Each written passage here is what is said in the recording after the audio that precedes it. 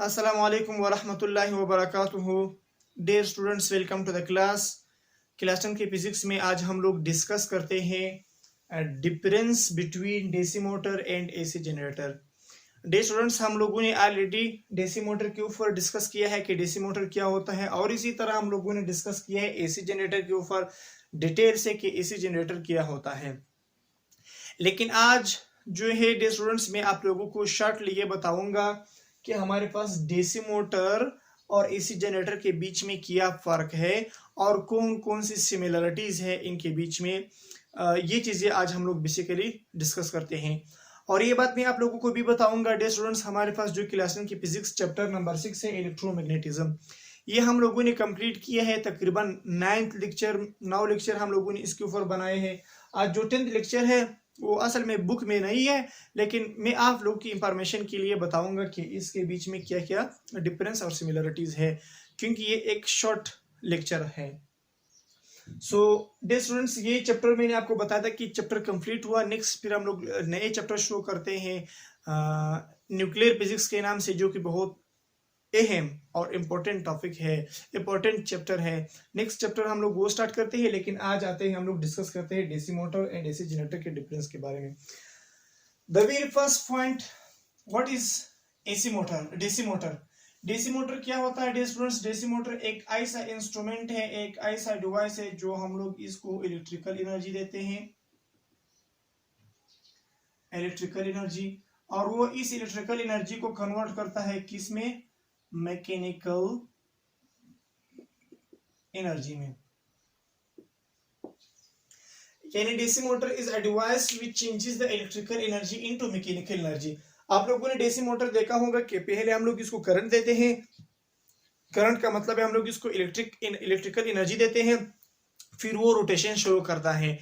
इसका मतलब ये है डे स्टूडेंट्स कि हम लोग इसको इलेक्ट्रिकल एनर्जी देता है और वो उसी इलेक्ट्रिकल एनर्जी को कन्वर्ट करता है मैकेनिकल एनर्जी में. सही है. तो हम लोग कहते हैं कि हमारे पास जो डीसी मोटर है वो इलेक्ट्रिकल एनर्जी को चेंज करता है मैकेनिकल एनर्जी में. लेकिन हमारे पास जो एसी जनरेटर है वो क्या होता है? ये किस तरह डिवाइस है? AC generator is a device which changes the mechanical energy into electrical energy.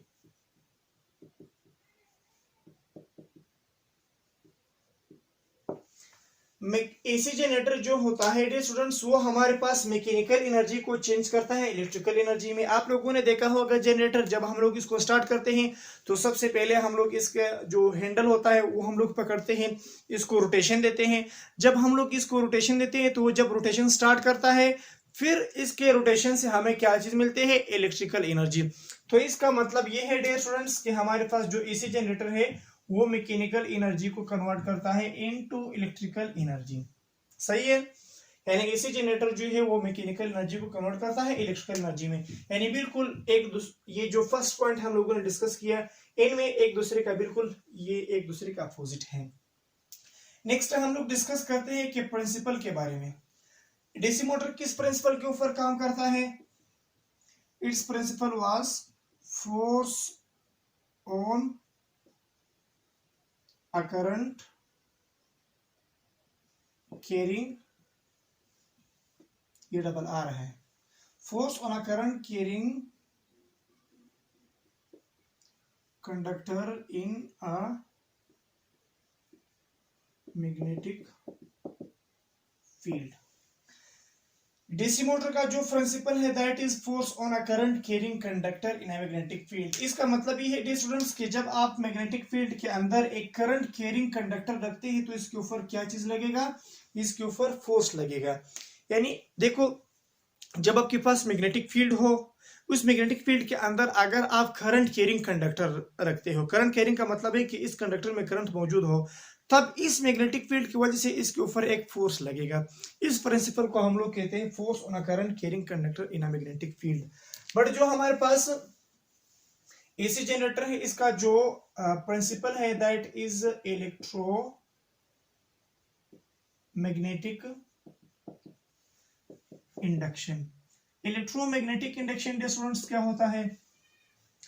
Electromagnetic induction basically electromagnetic induction में हम क्या करते हैं, अगर हमारे पास एक कॉइल हम लोग मैग्नेटिक फील्ड के बीच में रखते हैं या मैग्नेटिक फील्ड के अंदर रखते हैं, फिर उस कॉइल को अगर हम लोग घुमाते हैं तो उस कॉइल में क्या चीज प्रोड्यूस होता है, इंड्यूस्ड करंट प्रोड्यूस होता है। इस फिनोमेना को हम लोग क्या कहते हैं, इलेक्ट्रोमैग्नेटिक इंडक्शन। यानी अगर आप मैग्नेटिक फील्ड में कॉइल रखते हैं, उस कॉइल को अगर आप घुमाते हैं तो उस कॉइल में इंड्यूस्ड करंट प्रोड्यूस होता है। इसको हम लोग कहते हैं, इस प्रिंसिपल या इस फिनोमेना को हम लोग कहते हैं electromagnetic induction. Dear students, basically electromagnetic induction में क्या होता है, इलेक्ट्रोमैग्नेटिक इंडक्शन में हम लोग मैग्नेटिक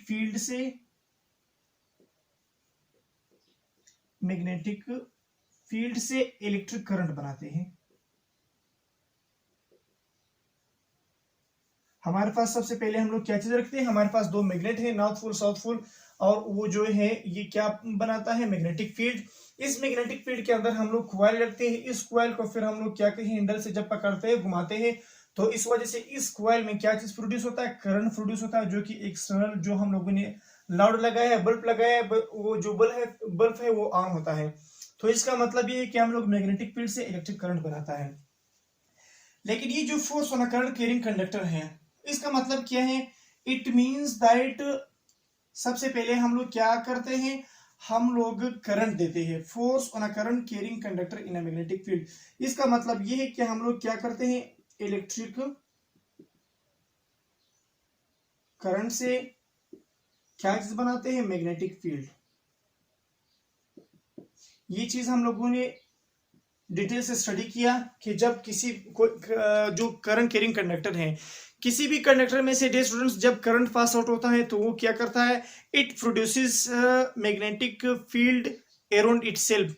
कि जब हमारे पास एक कंडक्टर हो, उस कंडक्टर में से अगर करंट पास आउट होता है तो उस कंडक्टर में मैग्नेटिक फील्ड प्रोड्यूस होता है। तो इसका मतलब ये है कि इस प्रिंसिपल में हम लोग इलेक्ट्रिक करंट से मैग्नेटिक फील्ड बनाता है, यानी इलेक्ट्रिक करंट से मैग्नेटिक फील्ड प्रोड्यूस होता है। यहाँ पे मैग्नेटिक फील्ड से हम लोग इलेक्ट्रिक करंट बनाता है। सो डियर स्टूडेंट्स, यहाँ पे जो फोर्स लगेगा, फोर्स किस डायरेक्शन में लगेगा, और यहाँ पे जो इंड्यूस्ड करंट प्रोड्यूस होता है, जो इलेक्ट्रिक करंट है जिसको हम लोग इंड्यूस्ड करंट कहते हैं, उस करंट का डायरेक्शन मतलब किस डायरेक्शन में होगा। तो इसके लिए हम लोग थर्ड डिफरेंस डिस्कस करते हैं। डियर स्टूडेंट्स, यहाँ पे हम लोग फोर्स की डायरेक्शन को डिस्कस करते हैं, यानी फोर्स डायरेक्शन की, फोर्स किस डायरेक्शन में लगता है। तो इसके लिए हम लोगों ने एक रूल पढ़ा, that was Fleming's left hand rule. Fleming left hand rule क्या होता है, इसमें हम लोग ये लेफ्ट हैंड की तीन उंगलियां इस तरह रखते हैं, इसमें ये जो थंब है ये किस चीज की डायरेक्शन को शो करता है, फोर्स की डायरेक्शन, ये मैग्नेटिक फील्ड की डायरेक्शन, ये जो है इलेक्ट्रिक करंट की डायरेक्शन को शो करता है, जो कि ऑलरेडी हम लोगों ने डिस्कस किए हैं। बट यहाँ पे हम लोग क्या चीज डिस्कस करते हैं, किस चीज की डायरेक्शन को हम लोग मालूम करते हैं, जो हमारे पास इंड्यूस्ड करंट है उसके डायरेक्शन को हम लोग मालूम करने के लिए हमारे पास, यानी induced current direction, induced current के डायरेक्शन को मालूम करने के लिए हम लोग क्या एक रूल यूज करते हैं, that is Fleming's right hand rule.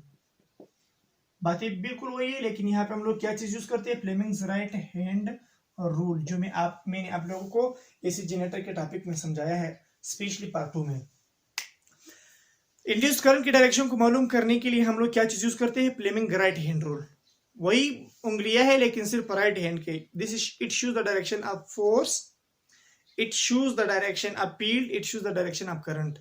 AC generator में हम लोग Fleming's right hand rule use करते हैं, और जो डीसी मोटर है उसमें हम लोग Fleming's left hand rule use करते हैं स्टूडेंट्स।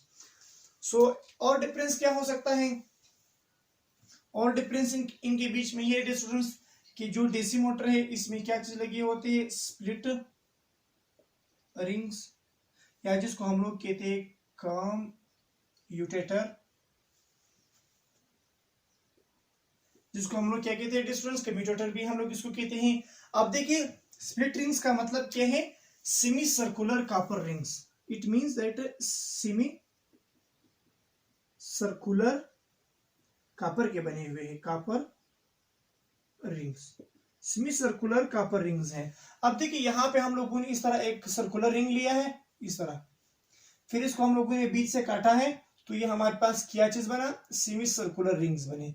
अब देखिए यहाँ पे जो ब्लैक कलर से मैंने लिखे हैं ये हमारे पास क्या है, सेमी सर्कुलर रिंग्स है। यहाँ पे कॉपर के बने हुए लेकिन सेमी सर्कुलर रिंग्स है, डीसी मोटर में आधा आधा रिंग्स है। लेकिन जो हमारे पास एसी जनरेटर है उसमें कौन से रिंग्स होते हैं, स्लिप रिंग्स। यहाँ पे स्लिप रिंग्स, उधर स्लिप रिंग्स, यहाँ सॉरी यहाँ पे जो है स्प्लिट रिंग्स, यहाँ pay slip rings. Slip rings क्या होता है, स्लिप रिंग्स का मतलब है यहाँ पे हम लोग जो रिंग्स यूज करते हैं दो दाने। अब देखिए एक ये है एक ये है, टू कोएक्सियल कॉपर रिंग्स। यहाँ पे हम लोग टू कोएक्सियल कॉपर, ये भी कॉपर के बने हुए हैं लेकिन ये दो दाने हैं और कोएक्सियल है। अब देखिए इसको हम लोगों ने काटे नहीं है, एक ये है इसको हम लोग कहते हैं S1, एक हमारे पास ये इसको हम लोग कहते हैं S2। इधर से इसको हम लोग कहते हैं S1 यानी स्प्लिट रिंग्स नंबर 1, ये split ring number 2, S1 S2। एक को हम लोग फॉर एग्जांपल ये S1 मान लिया, ये हमारे पास S2 है। यहाँ पे डीसी मोटर में हम लोगों ने एक रिंग लिया है, इसको हम लोगों ने काटा है, वहां पे हम लोग दो रिंग्स जो है यूज करते हैं एसी जनरेटर में। So dear students, this is the basic differences between DC motor and AC generator, ये उनके बीच में डिफरेंसेस है। सो अगर आप पूछते हैं कि क्या सर इसके बीच में सिमिलरिटीज है कि नहीं, ये बिल्कुल है। अब देखिए यहाँ पे भी हम लोगों ने दो मैग्नेट्स लिए हैं यानी मैग्नेटिक फील्ड बनाने के लिए, यहाँ पे भी मैग्नेट है, ये इसमें सिमिलर होता है। अब देखिए यहाँ पे जो मैंने ग्रीन कलर से लिखा है इसको हम लोग ब्रशेस कहते हैं, जो मैंने आपको बताया इसके लेक्चर में। ये ब्रशेस यहाँ पे भी है और आपको यहाँ पे भी ये ब्रशेस नजर आ रहा है, ये इधर भी है उधर भी है, सही है डियर स्टूडेंट्स। यानी मैग्नेटिक फील्ड यहाँ पे भी है वहां पे भी है, यहाँ पे भी आपको कॉइल नजर आ रहा है और यहाँ पे भी आपको कॉइल नजर आ रहा है, यानी कॉइल एसी जनरेटर में भी है डीसी मोटर में भी है, मैग्नेटिक फील्ड डीसी मोटर में भी है एसी जनरेटर में भी है, और इसी तरह कार्बन के ब्रशेस डीसी मोटर में भी है एसी जनरेटर में भी है। ये इनके बीच का सिमिलरिटीज है और ये जो पॉइंट्स मैंने आपको बताया इनके बीच का डिफरेंसेस है। सो डियर स्टूडेंट्स, अगर फिर भी आप लोगों को एसी मोटर डीसी जो एसी जनरेटर है या डीसी मोटर है इनके बीच में अगर आपको फर्क जो है वो अच्छे तरीके से मालूम नहीं होता, तो इसके लिए हम लोगों ने डीसी मोटर के ऊपर अलग लेक्चर बनाए हैं और यहाँ पे अलग इसके ऊपर भी लेक्चर्स बनाए हैं, तो आप लोग प्लीज उन लेक्चर को देख सकते हैं। सो आज के लिए इतना ही काफी है। So thank you for watching my lecture.